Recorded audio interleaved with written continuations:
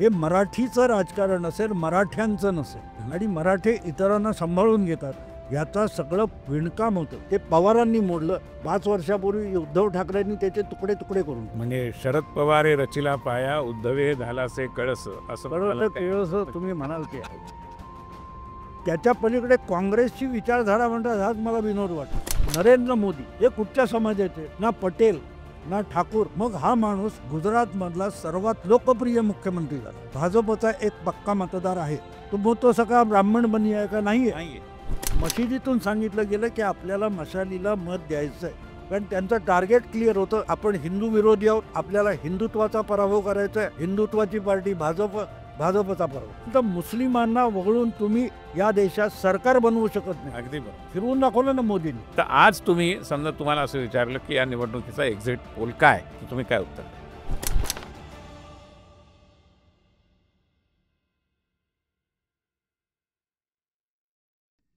सगळ्यांना नमस्कार. नक्की काय चाललंय या आपल्या पॉडकास्ट मालिकेमध्ये आज आपले पाहुणे आहेत ज्येष्ठ पत्रकार आणि राजकीय विश्लेषक या पद्धतीने ज्यांची एक ओळख निर्माण झाली आहे गेल्या काही वर्षांमध्ये.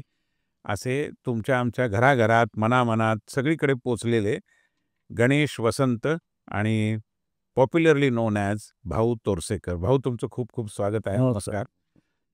अनेक प्रेक्षकांना कदाचित माहिती नसेल की भाऊंची कारकीर्द इतकी प्रदीर्घ आहे.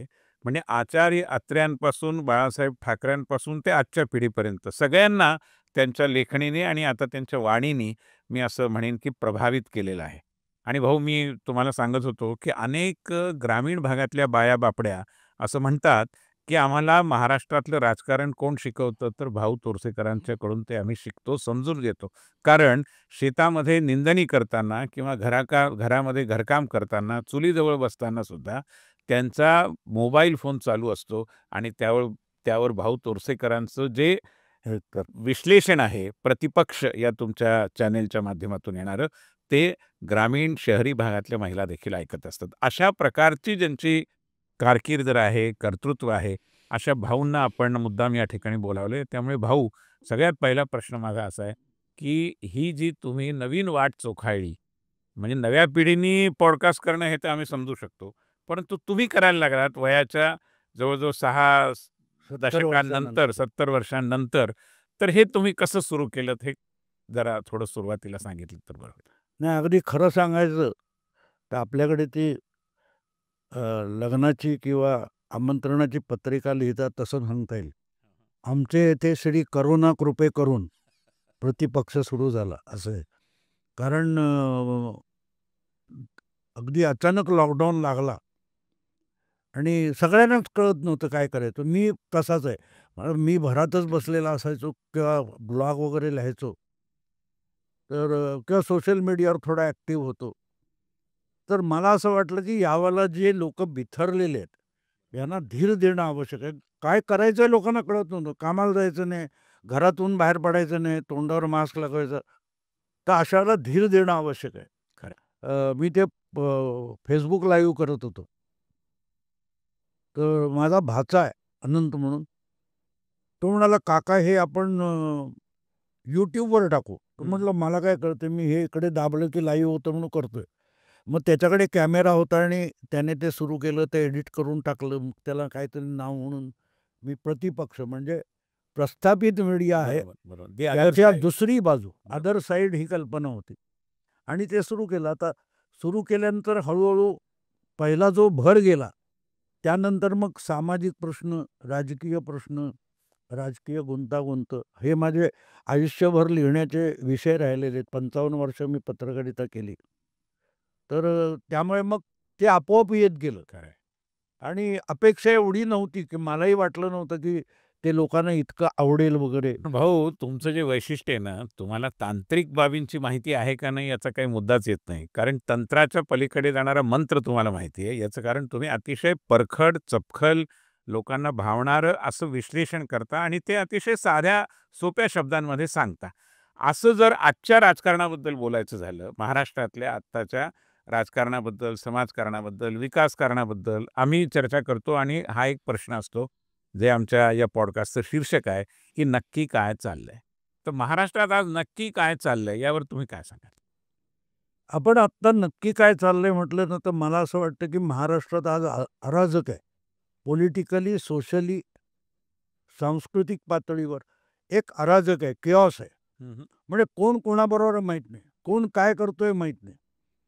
याला अराजक म्हणतात. आणि त्यामुळे अराजक आपल्याला अशासाठी दिसतं की अर्धवट माहितीच्या आधारे ती समजून न घेता जेव्हा विश्लेषण केलं जातं, तेव्हा ते चुकणं स्वाभाविक आहे. बरोबर.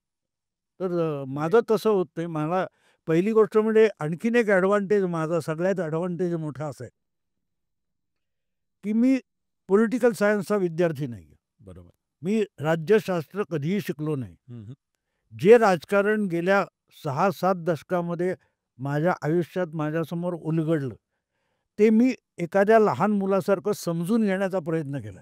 आणि त्यामुळे मीच समजून घेण्याचा प्रयत्न करतो, तेव्हा ते दुसऱ्याला समजावणं कसं शक्य आहे, खरं आहे. हे आपोआपच माझ्याकडून होऊन जातं. मला त्याच्यासाठी वेगळे प्रयत्न करावे लागत नाहीत. तुमचं हे विधान खूप बोलकं आहे. मी राज्यशास्त्राचा विद्यार्थी नसल्यामुळे मला ते चांगलं समजतं आणि दुर्दैवाने मी राज्यशास्त्राचा विद्यार्थी आहे, त्यामुळे मलाही आता आत्मपरीक्षण केलं पाहिजे. पण मला एक सांगा, की तुम्ही जे म्हणताय ते खरं आहे, की माहितीचा महापूर झाला आहे, त्यामुळे कोलाहल आहे, त्यामुळे कुणाला काही कळत नाहीये. असमंजस असं ज्याला हिंदीमध्ये म्हणतात, असं एक गोंधळाचं वातावरण आहे. अशा स्थितीमध्ये ही जी महाराष्ट्राच्या राजकारणाची घडी होती, जे आपण पाहतो की 1995 नंतर विशेषतः भारतीय जनता पार्टी, शिवसेना यांची युती, दुसऱ्या बाजूनी काँग्रेसच्या दोन्ही पक्षांची युती आणि अशा प्रकारे जवळ-जवळ 20 एक वर्ष जास्तच 25-30 वर्ष राजकारण चाललं. हे नेमकं बिघडायला काय कारणीभूत झालं आणि कशामुळे ही घडी विस्कटली गेली आणि आज असा एक बाजार झाल्यासारखा आपल्याला दिसतोय? पहिली गोष्ट म्हणजे उद्धव ठाकरेंनी 2019 मध्ये जो उद्योग केला, त्यांनी हे विस्कटलं हे सत्य कोणाला नाकारता येणार नाही. खरं आहे. पण ते विस्कटायला किंवा ते ढिलं व्हायला, एक आता आपण हे बघतोय, मागचे पडदे आहेत आपण बघतोय, हे फिट केलेले आहेत व्यवस्थित. हे उचकटायला वेळ लागेल. खरं आहे. पण कोणीतरी त्याच्या मागचे काय स्क्रू लावलेले असतील, काय असेल, हे जर ढिलं करून ठेवलं असेल तर उचकटायला सोपं जातं. खरं आहे. एवढे उद्धव ठाकरेंनी विस्कटून टाकलं हे म्हणणं सोपं आहे. पण त्यासाठी ते ढिले पवारांनी आधीची 20 वर्ष करून टाकले होते. अच्छा. हे विसरता येत नाही. म्हणजे अचानक शरद पवार 78 मध्ये उठले हो. आणि त्यांनी जनता पार्टीबरोबर जे काही केलं, पुलोद नावाचा पुलोद प्रकार निर्माण केला. तिथून कोणी कशाबद्दल, कशासाठी, कोणाबरोबर जायचं, या कशालाही अर्थ उरला नाही. हां, त्याचा कळस गाठला उद्धव ठाकरेंनी, की ते सेक्युलर पक्षांबरोबर जाणार आणि तरीही माझं हिंदुत्व, माझं हिंदुत्व. म्हणजे उद्या ओवायसीकडून मी हिंदुत्व शिकलो असंही उद्धव ठाकरे म्हणू शकतील आणि त्यामुळे आपण चकित व्हायचं कारण नाही. खरं आहे. तर ते त्यामुळे एक अराजक आलेला आहे. आणि मला असं वाटतं की कुठल्याही समाजामध्ये ही स्थिती येते. याचं कारण तुम्हाला सांगतो. महाराष्ट्र हे एक असं राज्य आहे की आपल्या देशामध्ये साधारणतः गेली 50 वर्ष काँग्रेसपासून वेगळं राजकारण करण्याची प्रक्रिया सुरू राहिली. नेहरू गेले आणि त्यानंतरचा जो अधांतर आहे 50 वर्षाचा, 64 साली नेहरू गेले, मोदी 14 मध्ये आले, हा 50 वर्षाचा कालखंड घेतला. तर मी नेहमी उदाहरण देतो की जो सर्कशीतला तो कलावंत असतो, तो इकडचा झुला सोडतो, तिकडचा पकडतो. 10-15 सेकंदाचा काळ असतो. खरं आहे. देशाच्या आयुष्यामध्ये 50 वर्ष हा झुला पकडणे. एक बहुमताचा पक्ष सोडला आणि तो सरकत जाणारा जो माणूस होता, तो दुसरा एक पक्ष शोधत होता, तो मिळायला 50 वर्ष गेली. तो भाजप नावाचा झुला पकडला. तुम्ही बघाल तर काँग्रेस सत्तेत आली गेली असं चालू होतं आणि परत काँग्रेस यायची असं व्हायचं. 30 तो जो काळ होता, तो आता 14 नंतर तुम्ही बघाल की भाजप सत्तेत उद्या असेल नसेल, पण राजकारण भाजप भोवती फिरणार. खरं आहे. तो जो मध्यवर्ती, तर सांगण्याचा हेतू असं की देशामध्ये इतर राज्यामध्ये मला वाटतं 67 मध्ये एसव्हीडी गव्हर्नमेंट, बरोबर, बरोबर. संयुक्त विधायक दल, आणि 9 राज्यातून काँग्रेसची सत्ता गेली, परत आली, गेली. त्यातून एक एक पक्ष विकसित होत गेले. एक राज्य असं होतं की जिथली सत्ता हल्ली नव्हती, बरोबर. ते महाराष्ट्र होतं. खरं आहे. आणि इतकी घट्ट वीण यशवंतरावांनी 1960 पासून बांधली होती. मराठा हे सेंटर होतं आणि त्याच्या भोवती इतर जातीपातींची वीण अशी बांधली होती यशवंतरावांनी की मराठा मुख्यमंत्री नसला तरी मराठ्यांचं राज्य आहे आणि मराठे इतरांना सांभाळून घेतात. याचा सगळं पहिलं ते सगळं विणकाम होतं ते पवारांनी मोडलं आणि 5 वर्षापूर्वी उद्धव ठाकरेंनी त्याचे तुकडे तुकडे करून म्हणजे शरद पवारे रचिला पाया उद्धवे झालासे कळस असं तुम्ही म्हणाल ते आहे. पण एक सांगा मला, कारण आत्ताच्या राजकारणाच्या कोलाहलामध्ये एका जातीला दुसऱ्या जातीविरुद्ध, एका समूहाला दुसऱ्या समूहाविरुद्ध असं प्रकारे लढवण्याचे खूप उद्योग सुरू आहेत आणि काही दिवसांपूर्वी काही नाट्यपूर्ण घटना घडल्या आणि ते उद्योग बंद झाले किंवा त्याला खीळ बसली. हे काही सामान्य म्हणजे राजकारणाकडे बघणाऱ्या लोकांना अनेकदा कळत देखील नाही. तुमचं वैशिष्ट्य असं की तुम्ही ती इन्साईट गॅदर करता. तुम्ही रीड बिटवीन द लाईन्स करता. तर तुम्हाला काय वाटतं या सगळा हा जो काही जाती-जातीत वैमनस्य निर्माण करण्याचा प्रकार आहे त्याबद्दल?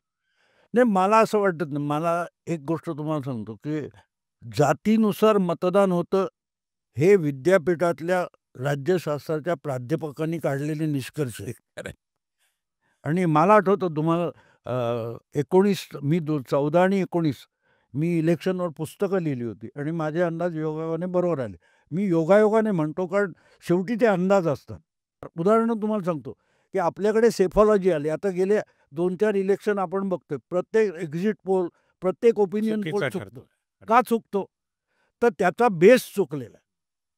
80 मध्ये पहिल्यांदा प्रणय रॉयने आपल्याकडे इंदिरा गांधी जेव्हा आणीबाणीनंतर निवडणूक लढवत होत्या, तर त्यावेळेला इंदिरा गांधींना बहुमत मिळेल, 2/3 बहुमत मिळेल, हे त्यांनी भाकीत केलं होतं. मी पण पत्रकार होतो. म्हटलं हा कोण पटसून आला? तो स्टॅटिस्टिशियन वगैरे होता. सेफॉलॉजी आपल्याला माहिती नव्हता शब्द. ते बरोबर आलं. 84ला त्यांनी 400+ आकडा दिला. तो झाला आणि मला आठवतं इंडिया टुडेने जेव्हा त्याचा तो सर्वे छापला होता, त्याच्या खाली संपादकीय डिस्क्लेमर छापला होता. हे याचं मत आहे, आमचं मत नाही. बरोबर आहे. आज पेव फुटलेले. अगदी बरोबर. पण प्रणय रॉयने जी म्हणजे जगात चालू होते सर्वे, 100 वर्ष चालू होते. आपल्याकडे होत नव्हते. याचं कारण जगात इतर ठिकाणी जिथे सर्वे चालायचे तिथे द्विपक्षीय राजकारण होतं. आपल्याकडे एक काँग्रेस मुख्य, त्याच्या भोवती फिरणारे लोक असं होतं. आणि त्यामुळे मग प्रणय रॉयने आणलं होतं ती त्याचा बेस होता अँटी इन्कम्बन्सी. या सरकारवर लोक खुश आहेत, या सरकारवर लोक नाखुश आहेत. आणि त्यामुळे प्रो इन्कम्बन्सी कन्सेप्टच नव्हती. 1991 नंतर म्हणजे मुक्त अर्थव्यवस्था झाल्यानंतर तिचे फायदे जे सरकारी योजनांचे, धोरणांचे समाजाला मिळायला लागले, त्यातून एक मध्यम वर्ग वाढत गेला, लोअर मिडल क्लास आणखीन वाढला. यामुळे प्रो इन्कम्बन्सी आली. याचा थांग पत्ता नवी सेफॉलॉजी करणाऱ्यांना नव्हता आणि म्हणून ते चुकत गेले. जे ते चुकत गेले तेच तुम्हाला इकडे दिसेल की विद्यापीठामधून राज्यशास्त्र शिकवणारे जे आहेत त्यांची देखील परिस्थिती बघितली तर ते एक ठाशीव, म्हणजे उदाहरणच तुम्हाला द्यायचं असेल तर मी आपले घटनातज्ञ बापटांचं देईन. गेले 2-3 वर्ष महाराष्ट्रातल्या राजकारणामध्ये, कोर्टामध्ये जे काही प्रकरण झालं त्याच्यात हे घटनातज्ञ बापट सांगत होते ते प्रत्येक निकालानंतर चुकीचं ठरवत. ते का चुकीचं ठरत होतं?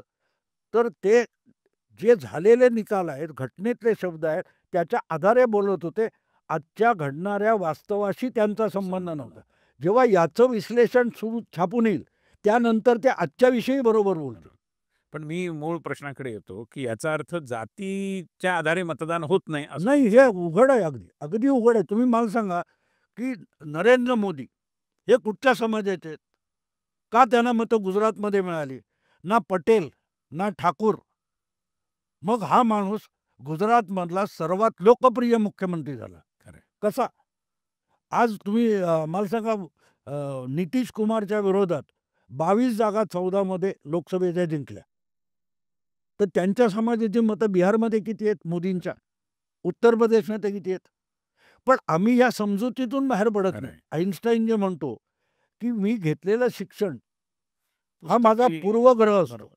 पुस्तकी ज्ञान जे आहे, पुस्तकी ज्ञान आहे, पूर्वग्रह तयार होतो, अक्वायर्ड नॉलेज. याला जोडून एक प्रश्न आहे भाऊ, की तुम्ही इतकी वर्ष राजकारण पाहताय आणि फर्स्ट हँड म्हणतात तसा एक्सपिरियन्स आहे, तुमचा अनुभव आहे, प्रत्यक्ष तुम्ही अनुभव घेतला आहे. तर जातीपातींचं राजकारण 60च्या 70च्या 80च्या दशकामध्ये आणि आत्ताच्या काळामध्ये याच्यात काय फरक तुम्हाला जाणवतो? पूर्वी काही तुम्ही अनुभवलं असेल? नाही आता तुम्ही बघाल तर संयुक्त महाराष्ट्र झाला त्यानंतर यशवंतराव पहिले मुख्यमंत्री होते, आधी होते, नंतरही परत झाल्यावर झाले.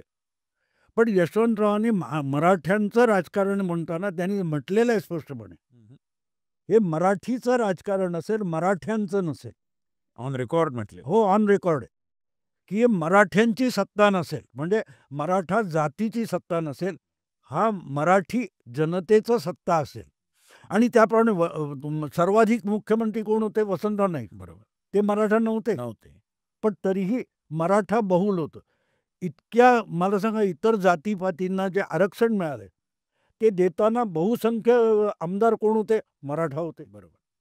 मग कुठे जातीचं राजकारण आहे? तर आम्ही कसं होतं की आम्ही त्याकडे बघतो कसं, आणि बघतो तेव्हा ते गाणं आहे ना, क्या खूब लगती हो, बडी सुंदर दिखती हो. मग तिलाही वाटतं की अरे वा छान आहे. ती म्हणते फिरसे कहो कहते रहो अच्छा लगता है. या पद्धतीत आपल्याकडची राजकीय विश्लेषण होऊन गेलं. त्यामुळे आवडतं म्हणून बोलायचं. पण मला सांगा ना, तुम्ही दिसणार अगदी मला आठवतं संयुक्त महाराष्ट्राच्या वेळेला भंडाऱ्यातून नौशेर भरूचा हा पारशी निवडून आला. मराठीचं आंदोलन होतं. बरोबर. हे झालंय ना सगळी. अगदी ज्या बारामतीमधून आज तुम्ही मराठा आणि स्ट्रॉंग मराठा म्हणता, तिथून रघुनाथराव खाडीलकर निवडून येत होते. खाडीलकर यायचे. पद्धतशीररित्या ब्राह्मणांना बाजूला करून काँग्रेस मराठ्यांची केली यशवंतरावांनी. पण हे करताना जाती जातीमध्ये वैमनस्य येऊ दिलं गेलं. मराठ्यांचा पक्ष शेतकरी कामगार पक्ष होता, त्यातले दिग्गज एक एक आणून काँग्रेसला यशवंतरावांनी मराठ्यांचा पक्ष बनवला. त्यावेळी अशा कोणी कॉमेंट केल्या नाहीत की आता पेशवे छत्रपतींना मानाचा शिरपेच घालतायत किंवा असं काही? नाही, ते झालं नाही. याचं कारण असं होतं की मला वाटतं शरद पवारांसारखा सेक्युलरिझम तेव्हा नव्हता. किंबहुना त्या काळात पत्रकारिता सेक्युलर नव्हती. खरं आहे. मी जेव्हा पत्रकार झालो तेव्हा पत्रकारिता सेक्युलर नव्हती.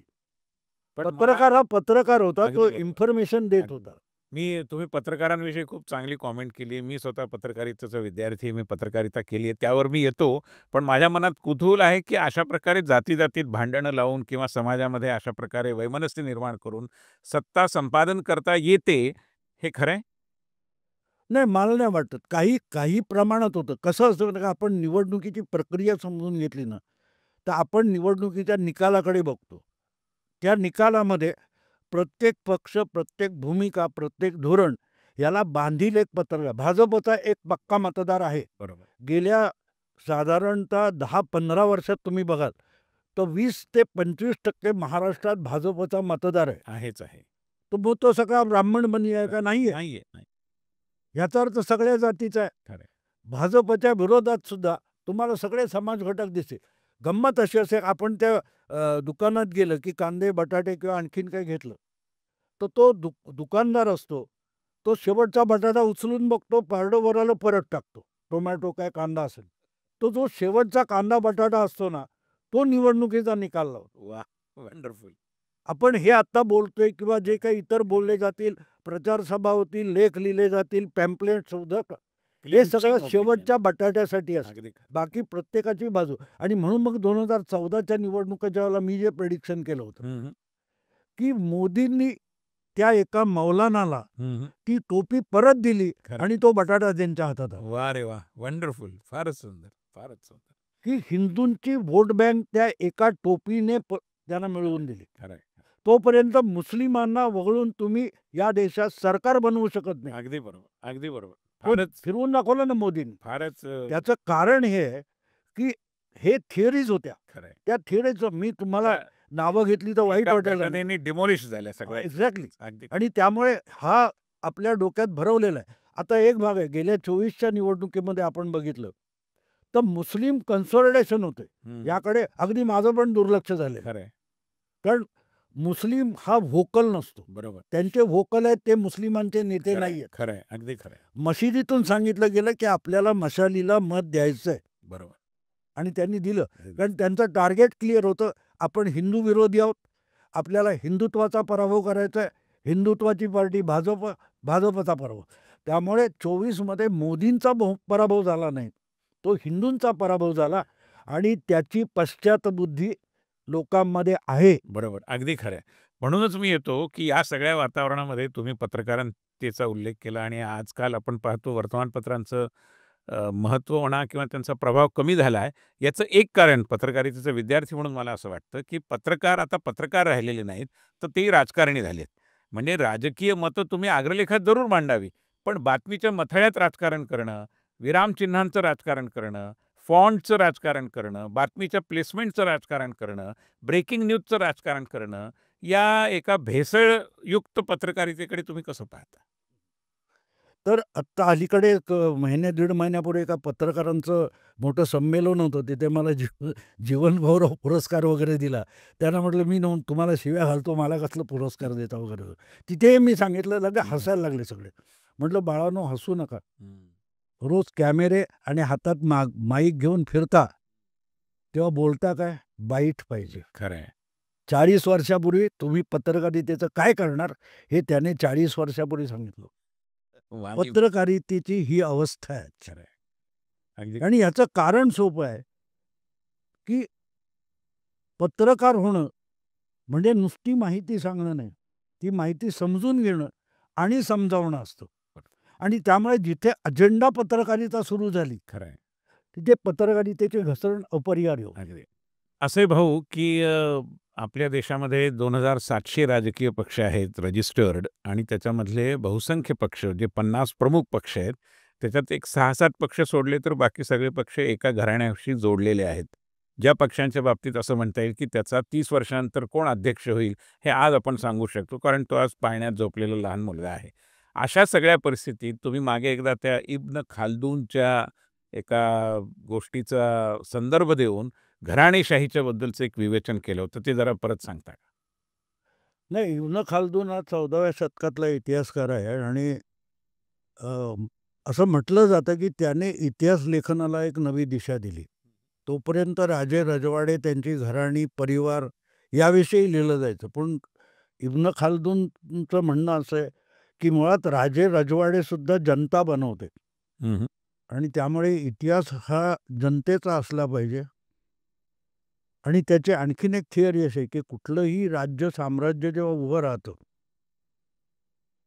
तर ते उभं करणारा जो पराक्रमी पुरुष असतो, कर्तबगार पुरुष असतो, त्याची साधारण 3री ते 4थी पिढी ते साम्राज्य बुडवते. आणि त्यांनी मीमांसा केलेली आहे त्याची, की म्हणजे आपण क्रिकेटमध्ये एक कॅप्टन असतो, पण त्यालाही खेळावं लागतं. 10 लोकं खेळतात. खरं आहे. पण निर्णय तो घेतो, अंतिम निर्णय तो घेतो. तर त्यामुळे असा जो नेता असतो, तो राजा होतो. खरं आहे. आणि मग त्याचे बरोबर सगळे सरदार होतात. पण तो सगळ्यांचा रिस्पेक्ट करतो. म्हणजे सुभाषबाबू असतील किंवा तुमचे वल्लभभाई पटेल असतील, यांचा नेहरूंनी कधी इन्सल्ट नाही केला. बरोबर आहे. पण नेक्स्ट जनरेशनमध्ये सरदारांची मुलं सरदार होतात, राजाचा मुलगा राजा होतो. आणि तिथे गंमत अशी होते, की त्या मुलाने बापाला इतर सहकाऱ्यांशी वागताना बघितलेलं असतं. त्यामुळे तो सर्टन लेव्हलपर्यंत तरी आपल्या पुढच्या पिढीतल्या सरदारांबरोबर सन्मानाने वागतो. पण 3री पिढी येते, त्यांनी बापाला, आपला आजोबाला बघितलेला नसतो. आणि मग त्याला आपला जो आजोबा आहे, तो लढाईत गेला, इतका रक्तबंबाळ झाला, त्याने पराक्रम केला. पण त्याला जखमा झाल्या. त्याला कळत नाही, हा वेडा आहे काय? अरे लढायला सैनिक पाठवायचे होते, हा कशाला लढला? इथे त्याला कर्तृत्वाची लाज वाटायला लागते. खरं आहे. अरे बापरे! फार भयानक आहे हे तुमचं. आणि तिथे कर्तृत्वाची लाज वाटायला लागते, तिथून राज सुरू होतो. खरं आहे. तिथून राज सुरू होतो. आणि आणि इथे तुम्हाला कळेल, की राहुल गांधी हे 4थ्या पिढीतले आहेत. खरं आहे. आदित्य ठाकरे 3ऱ्या पिढीतले आहेत. म्हणजे बाळासाहेबांनी लालबाग परळच्या गल्ली कुच्यामध्ये वाहणाऱ्या गटाराच्या बाजूला उभं राहून ज्या 100-150 लोकांच्या बैठका घेतल्या, मिटिंगा घेतल्या, हे आदित्य ठाकरेला ठाऊक नाही. खरं आहे. बघितले पण नाहीये. बघितलं पण नाही. आणि तिथे फरक पडतो. खरं आहे. आणि जिथे तुम्हाला कर्तृत्वाची आणि काय ते कर्तबगारीची, पराक्रमाची लाज वाटायला लागते, खरं आहे. तिथे तिथे राज तुमचा सुरू. राज सुरू होतो. हा सगळ्यांचा आहे. खरं आहे. आणि त्यामुळे ती जी त्याची थिअरी आहे, ती तुम्ही लावून बघा, तुम्हाला प्रत्येक ठिकाणी दिसेल. खरं आहे.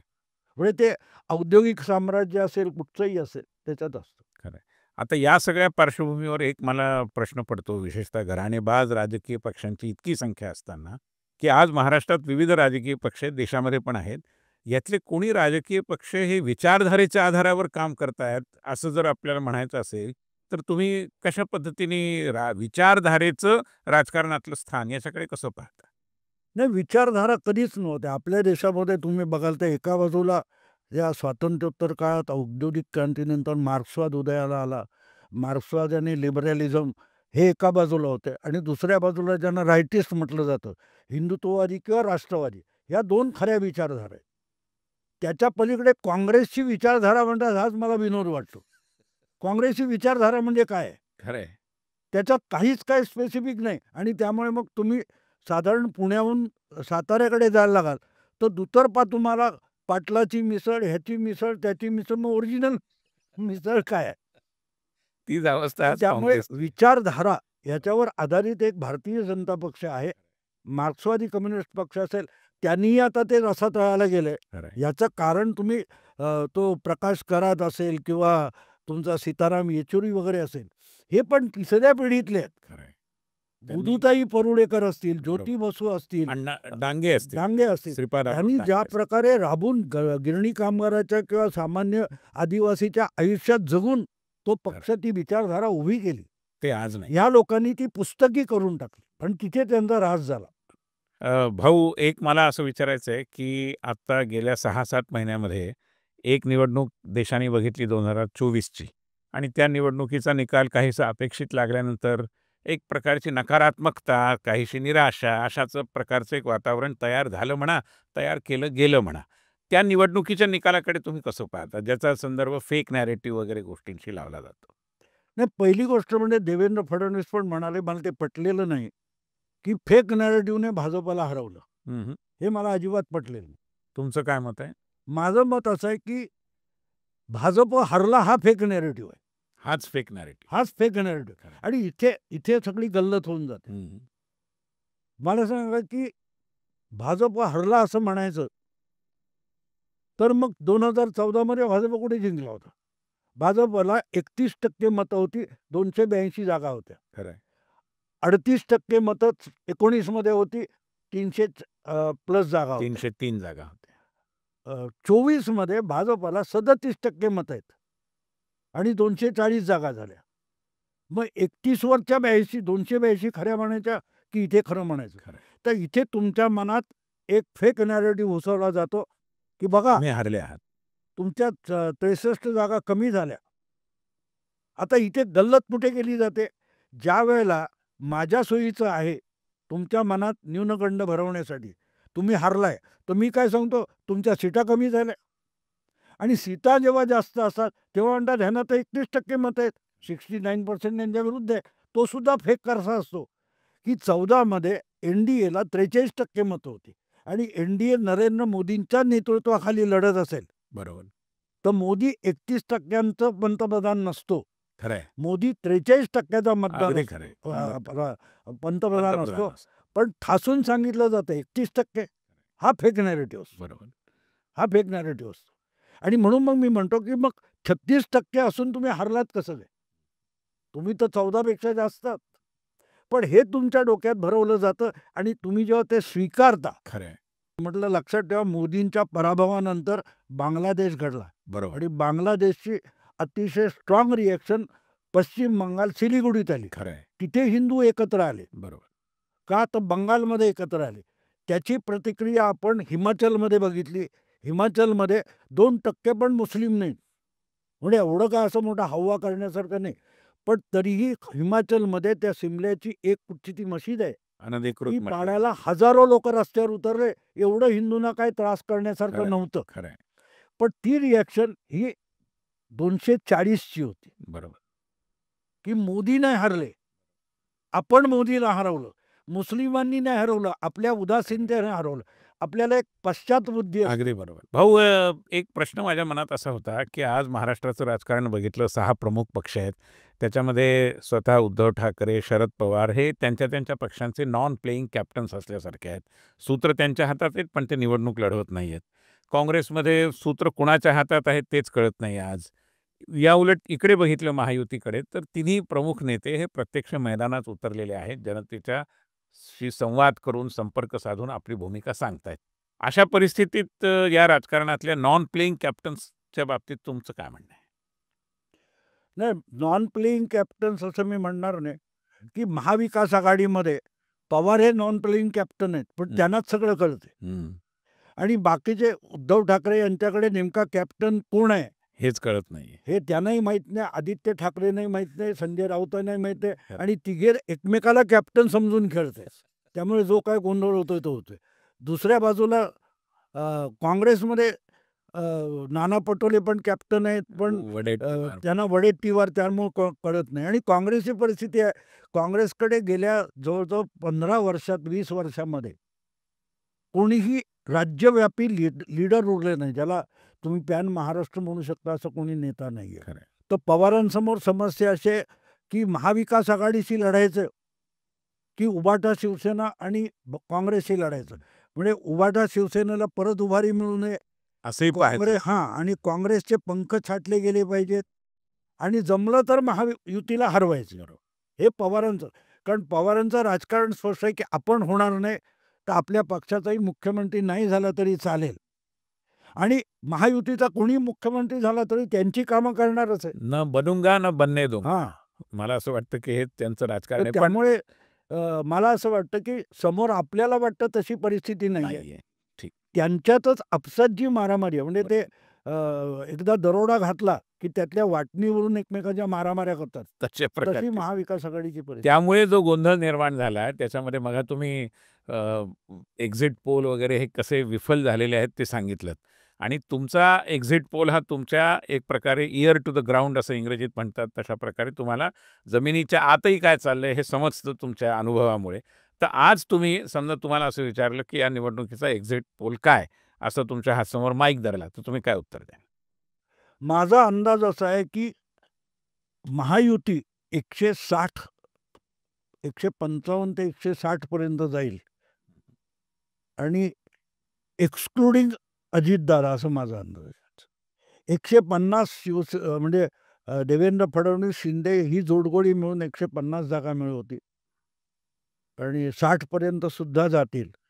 अजितदादांच्या मिळतील त्या बोनस आहेत, बरोबर, आणि त्यापेक्षाही एक सुपर बोनस राज ठाकरे आहे. वा, वंडरफुल. मला असं वाटतं माझा अंदाज आहे. चित्र स्पष्ट व्हायला याने निश्चितपणाने मदत होईल. एक शेवटचा प्रश्न, तुम्ही आत्ताचं उत्तर दिलं त्याही अनुषंगाने, की लोकांना असं वाटतं की तुमचा कल महायुतीकडे, भाजपकडे आहे, असं एक साधारण चित्र निर्माण होतं. तुम्ही तर पत्रकार आहात आणि तुम्ही काही अजेंडा पत्रकारिता चालवणारे नाही आहात. तुम्ही या आरोपाकडे म्हणा किंवा या निरीक्षणाकडे कसं पाहता? ना, हा अनेकांचा आक्षेप असतो, कारण त्यांनी भाऊ तोरसेकर सगळा वाचलेला नसतो, खरं आहे, अगदी सगळा बघितलेला नसतो. 2014 शिवसेने भाजप युती भाजपने तोडली. बरोबर. त्यानंतर जवळजवळ वर्षभर मी भाजपला यथेच्छ जोडलेला आहे की ही युती तोडण्याची वेळ नव्हती. खरं, ह्यानी तुम्हाला फार मोठं नुकसान सोसावं लागेल. हा माझे ब्लॉग, ते लेख अजूनही आहेत, त्याखाली भाजपवाल्यांनी मला घातलेल्या शिव्या पण आहेत. मी कसा शिवसैनिक आहे ह्या भाजपवाल्यांच्या कॉमेंट सुद्धा खाली आहेत. त्या ज्यांनी वाचल्या नाही त्यांनी असं बोलावं. खरं आहे. वा, सुंदर. पण भाऊ, संपवण्यापूर्वी मला माहिती आहे की तुम्ही एक प्रतिभाशाली लेखक आहात. म्हणजे तुम्ही लेखणी चालवता, त्याचबरोबर तुम्ही कवनं करता, विडंबना पण करता असं मी ऐकलंय. आणि आत्ता जे जयपूर डायलॉगचं सेशन झालं त्यामध्ये तुम्ही त्या आओ बच्चो तुम्हें दिखाए झाकी हिंदुस्तान की या कवितेचं एक विडंबन सादर केलं होतं. ते त्या काळाच्या अनुषंगाने होतं, पण त्यातला महाराष्ट्राचा एक स्टांजा, एक कडवं हे मला खूप भावलं आहे. तेवढं जरा जाण्यापूर्वी आमच्या प्रेक्षकांना तुम्ही सांगितलं तर खूप मजा येईल. तेवढं कडवं सांगता? देखो मुल्क मराठों का यहाँ शिवाजी डोला था, असं ओरिजिनल. देखो मुल्क मराठों का ये शरद यहाँ का राजा था, उसने ही ईमान बेचकर विदेश पैसा भेजा था. हर पहाड़ पर प्लॉट बने थे, हर पत्थर को बेचा था. पकड़ेंगे तब छूटे कैसे, सब कुछ उसने सोचा था. चतुर शरद ने बांध रखी थी अर्थी ही अभिमान की, इन लोगों से बच के रहो या भरती बेईमान की. अरे बापरे, असं नाही, फार भेदक आहे. आणि मला असं वाटतं की महाराष्ट्राच्या राजकारणामध्ये वेगवेगळ्या राजकीय नेत्यांनी आणि तुम्ही ज्यांचा उल्लेख केला त्यांनी ज्या पद्धतीने एक प्रकारे नासवणूक केली आहे आणि महाराष्ट्राचं राजकारण नासलं. तुम्ही मघा उल्लेख केलात की शरद पवारांनी एक प्रकारे पाया रचला आणि उद्धवजींच्या काळामध्ये त्याचा कळस झाला एक प्रकारे.